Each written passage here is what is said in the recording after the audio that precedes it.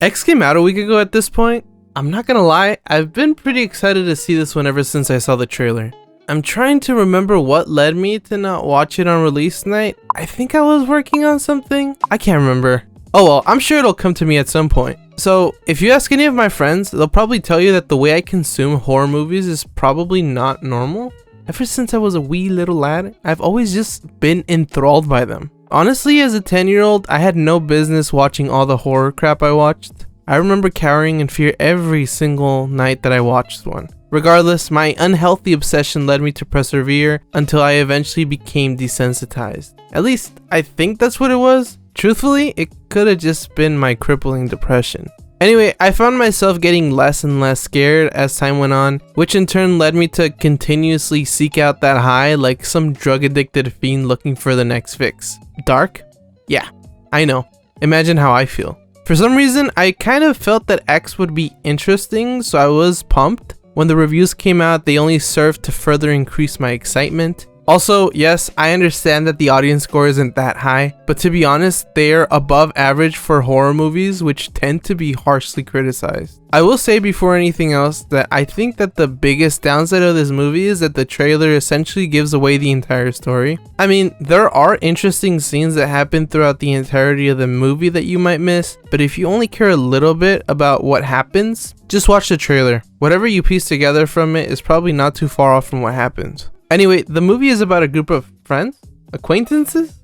I'm sorry, I don't think the movie really explains their relationship other than they kind of work at a gentleman's club together. Anyway, the movie has the actors hoping to become extremely successful by revolutionizing the prawn industry through the use of VHS videos. One of the group members, Howard, who is sort of producing the whole thing, reaches out to this old couple out in the middle of nowhere, Texas, to rent their cabin. Upon arriving, they noticed that the couple was a bit bizarre, but chose to ignore it. I want to mention that the couple has no idea that they intend to use their cabin for prawn, so fuck it, I guess. As the day goes by, we start to see this story about how the wife, Pearl, just wants her husband to essentially nail her like he used to when she was young. The husband would love to do just that, but having a bad heart, he fears that it would just lead him to dying from a heart attack. Pearl eventually notices what the group is up to and spies on them, all the while becoming more and more aroused. She also develops a crush on our protagonist, a girl named Maxine. I won't really get into that too much because I fear that it'll spoil the intricacies a bit.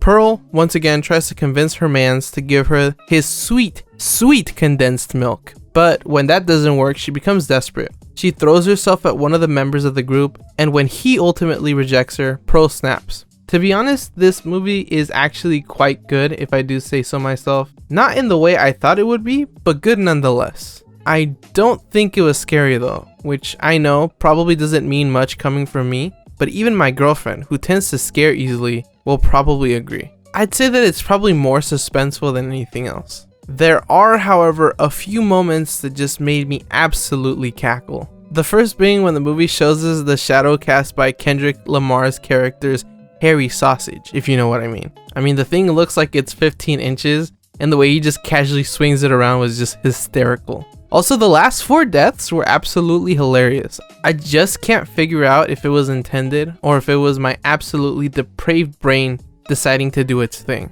Lastly, I want to give a huge kudos to Mia Goth for her performance in this movie. Not only does she play Maxine really well, but she also does an amazing job as Pearl. I wanted to bring it up mainly because I felt that her performance as Pearl might go neglected by you all. She does such a good job playing that creepy character, and I can only imagine the process to apply the makeup to make her look as old as she did must have been extremely grueling. Anyway, should you watch it?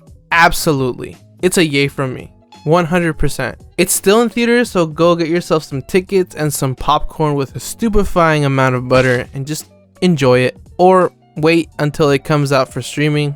Either way, I'm sure you'll have a good time. As always, do you agree? Do you disagree? Do you want to hear me say more? Let me know down in the comment section. Smack the crap out of that like button and don't forget to subscribe and hit the bell so you can catch all my future videos. This has been Subtly Artistic. Peace out.